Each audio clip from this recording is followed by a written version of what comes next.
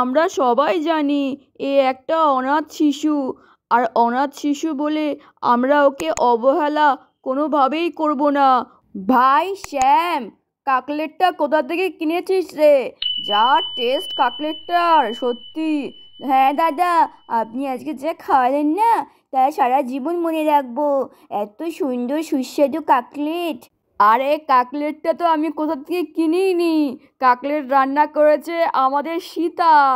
ও মা, সীতা দিদি, আপনি রান্না করেছিলেন কাকলেটটা? হ্যাঁ হ্যাঁ গো, আমি রান্না করেছিলাম, ওই কোনো রকমে আর কি। আরে না না, কোনো রকমে বলুন না, খুব স্বাদ হয়েছিল কাকলেটটা জানো। আরে তোমার আবার কি হলো ছোট্ট পাখি? তুমি এখন কান্না করছো কেন? একটু আগেই তো তোমাকে দুধ খাইয়ে ঘুম পাড়ালাম। চলো দেখি কেন কান্না করছে। সীতা দেখ, আমাদের ছোট্ট সোনা তো পাতলা পায়খানা করছে রে। এই দেখ, ন্যাকড়ার মধ্যে পাতলা পায়খানা লেগে রয়েছে। এ মা, তাই তো। এ মা, বুনুর পাতলা পায়খানা হয়েছে। হ্যাঁ গো বুঝু, আমি বলি কি দাদা, আমরা বরঞ্চ কিছুক্ষণ দেখি। দেখ, ও যদি আবার কান্না না করে তাহলে বুঝবো ওর আর কোনো সমস্যা হচ্ছে না। কিন্তু বন্ধুরা, কিছুক্ষণ পর দেখা যায় এই ছোট্ট বাচ্চাটি আবার কান্না করতে থাকে। না না সীতা, তুমি এ কিরকম কথা বললে? আমরা সবাই জানি এ একটা অনাথ শিশু, আর অনাথ শিশু বলে আমরা ওকে অবহেলা কোনোভাবেই করব না। ওকে আমরা চাষের জমি থেকে কুড়িয়ে পেয়েছি, তার মানে তো এটা নয় যে ওকে আমরা অবহেলা করব। ওকে আমরা বাড়িতে নিয়ে এসেছি বলে আজ থেকে তো ও আমাদেরই সন্তান, আমাদেরই সব কিছু। তার জন্য আর কোনো অবহেলা না সীতা, আমরা এক্ষুনি ডক্টরের কাছে যাব। হ্যাঁ ভাই কৃষ্ণা, তুই একদম ঠিক বলেছিস। না না গো বুচুর বাবা, আমি কথাটা সেভাবে বলতে চাইনি গো। আচ্ছা সীতা, ঠিক আছে, কোনো ব্যাপার না। এই রাধা, তুই যা, শিগগির যা, শ্যামদার কাছে যা, গিয়ে সাইকেলে করে ডাক্তারবাবুকে দেখিয়ে নিয়ে আয়। বল যে পাতলা পায়খানা হচ্ছে, দেখি উনি কী ওষুধ দেয়। আচ্ছা ঠিক আছে সীতা, চলো চলো সোনা, এক্ষুনি তোমাকে ডক্টরবাবুর কাছে নিয়ে যাব। আর এরকম হবে না। মাম্মা, মাম্মা, আমরা যাব। হ্যাঁ আমরা যাব, আমরা সবাই যাব ডাক্তারখানায়। আরে বাচ্চারা, তোমরা আবার বায়না শুরু করেছো? তোমাদের নিয়ে না সত্যি আর পারা যায় না। ডক্টরবাবুর কাছে এত বাচ্চাদের যেতে নেই, শুধু দরকার যাদের তারাই যাবে।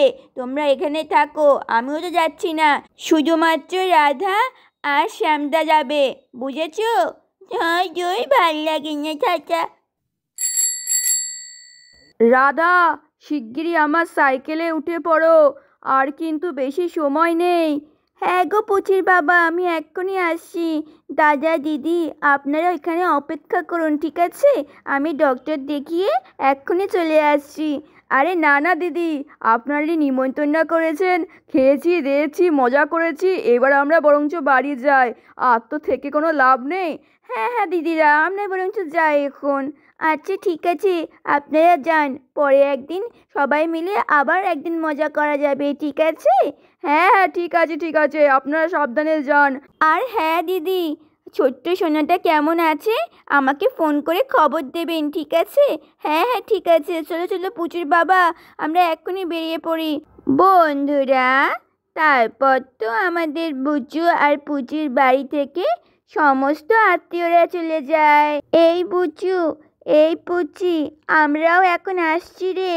বুনুটা কেমন আছে আমাদেরকেও খবর পাঠাস, ঠিক আছে? হ্যাঁ ঠিক আছে। ও সীতা আন্টি, কৃষ্ণা আঙ্কেল, আমরা গেলাম গো। আচ্ছা ঠিক আছে চিঙ্কি বুলটি, তোমরা কি যেতে পারবে, নাকি আমি তোমাদের ছেড়ে দিয়ে আসবো? আমরা যেতে পারবো, কোনো অসুবিধা হবে না। আচ্ছা ঠিক আছে, যাও তাহলে, সাবধানে যেও, ঠিক আছে? হ্যাঁ হ্যাঁ, টাটা টাটা। আপনাদের সমস্ত কথা শুনে আমি এটাই বুঝতে পারলাম, আপনারা যেহেতু একে চাষের জমি থেকে কুড়িয়ে পেয়েছেন, সেহেতু ও অনেক দিন অনাহারে ছিল, আপনারা জানতে পারেননি আর খুঁজে পাননি বলে ওকে হয়তো আপনাদের বাড়িতে আনতে পারেননি। এই অনাহারে থাকার ফলে ওর লিভারে একটু সমস্যা হয়েছে, তার জন্যই আজকে ওর এমন পাতলা পায়খানাটা হচ্ছে। আরে সে কি গো ডাক্তারবাবু, এবার কি হবে? আচ্ছা, কোনো চিন্তার কোনো কারণ নেই, আমার কাছে ওষুধ আছে, এই নিন, এই ওষুধটা দুধের সাথে খাইয়ে দেবেন, আর কোনো সমস্যা থাকবে না। আচ্ছা ডাক্তারবাবু, আপনার অশেষ কৃপা। আর হ্যাঁ, কোনো সমস্যা থাকলে আর কোনো জিজ্ঞাসা থাকলে আমার অ্যাসিস্ট্যান্টের নাম্বারটা দেওয়া আছে প্রেসক্রিপশনে, ওখানে ফোন করে জিজ্ঞাসা করে নেবেন। আচ্ছা ডাক্তারবাবু, ঠিক আছে, অনেক ধন্যবাদ আপনাকে। তারপর তো আমাদের শ্যাম আর রাধা এই অনাথ শিশুটাকে নিয়ে বাড়ির দিকে রওনা দেয়।